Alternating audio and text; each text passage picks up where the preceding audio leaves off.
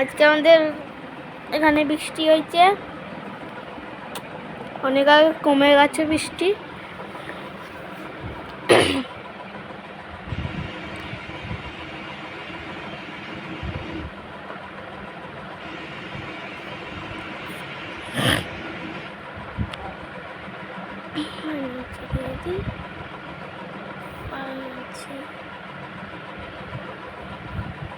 হঠাৎ করে কেন আমাদের বাংলাদেশ যেতে হচ্ছে, তো পুরোটাই তোমরা জানতে পারবে ভিডিওটা প্রথম থেকে লাস্ট অব্দি দেখতে থাকো। আমি বোন মা তিনজনে ওয়েট করছি ট্রেনের জন্য স্টেশনে। পুরো জলে জল হয়ে গেছে। আমাদের একটু পরেই ট্রেন, তো ট্রেন আসলে আমরা যাবো বনগা থেকে যাবো পেট্রোল বনা।